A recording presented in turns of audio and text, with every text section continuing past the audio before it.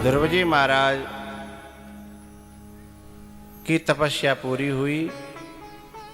स्वयं लेने के लिए उत्तानपाद मंत्रिमंडल के साथ गए हैं और उधर से हाथी घोड़ा रथों पर बिठा करके लाया गया और नगर में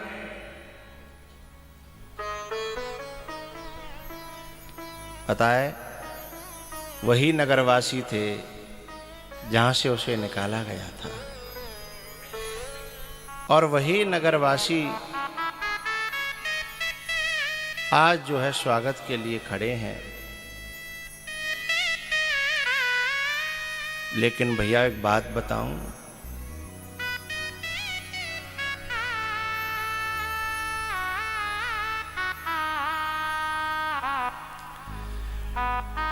इस स्थिति पे पहुंचने के पहले बड़े कांटों से गुजरना पड़ता है, बड़े अंगारों से गुजरना पड़ता है। गाली को प्रणाम समझना पड़ता है। सुकारो नाय रठुली दाऊ जी को मेला है, सुकारो नाय रठुली।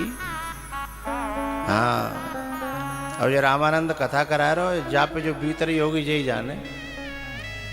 रास्ता थोड़ा कठिन है, अच्छा काम करते करते भी, लेकिन एक समय आएगा फिर यही व्यक्ति जब सीढ़ियों को पार करेगा, वो समय आएगा।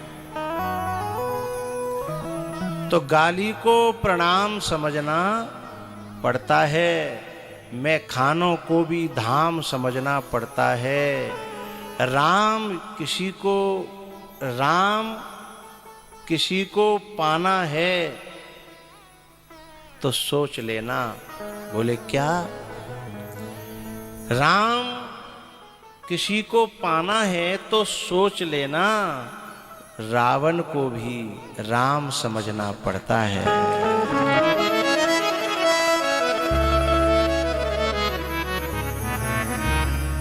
रावण को भी राम समझना पड़ता है।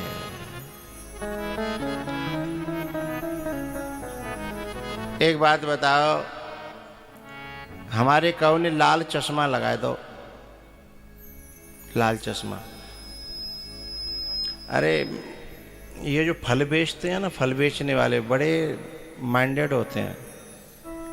फल बेचने वाले शाम के टाइम जब अंधेरा हो जाता है तो अपने फल की लारी पे जो ऐसी ढकेल पे ऐसी लाइट लगाते हैं, हरे फल होंगे तो हरी लाइट होगी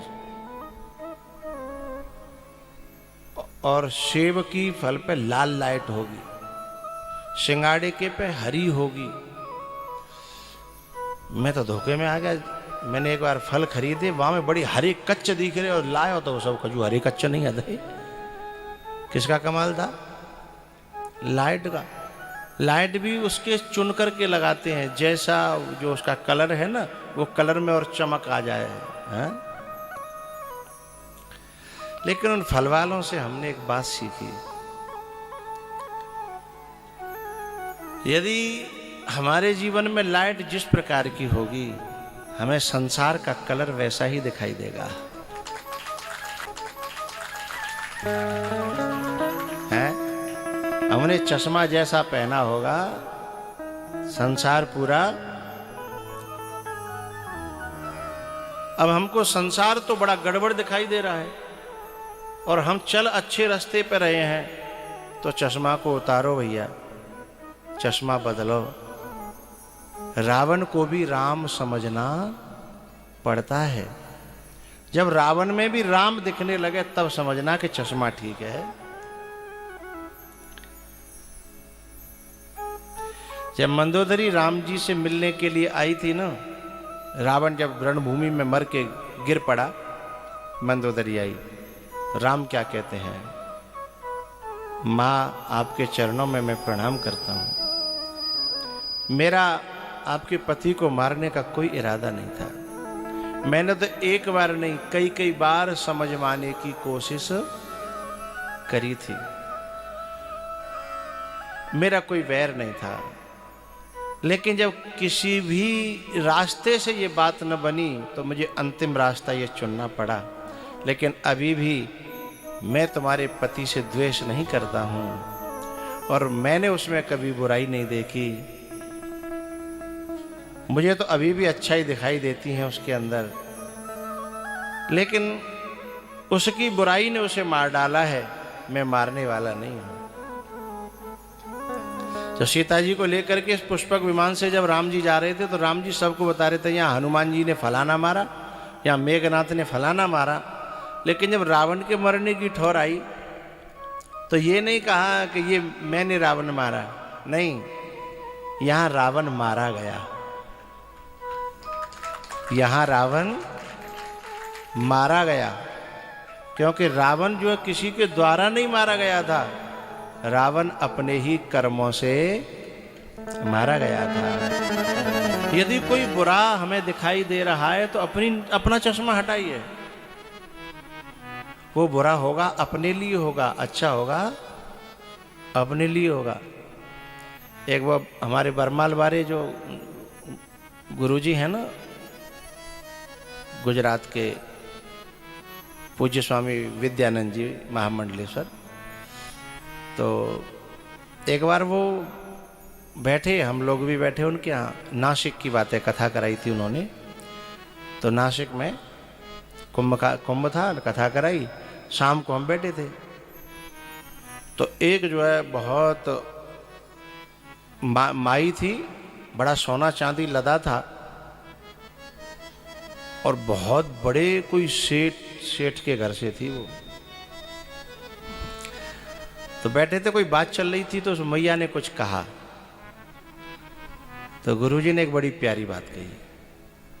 बोले, ए माई, सेठानी होगी तू सेठ के लिए, सेठानी मेरे लिए नहीं है, मेरे लिए तू केवल एक भक्त है। तू सोना दिखा रही है ना, चांदी दिखा रही है ना, सेठानी। तो ऐसे ही संसार में कोई किसी के लिए कैसा भी हो, हमारा चश्मा अच्छा हो जाए ना तो आनंद आ जाए, है ना। इसलिए तो मैंने गाया था भी कोई मेरी नजरों से देखे तो समझे, हमारा नजरिया चेंज हो जाए ना। और कथा क्या करती है, नजरिया ही तो देती है? नजरें बदली, नजारे बदल गए, किश्ती का रुख बदला और किनारे बदल गए।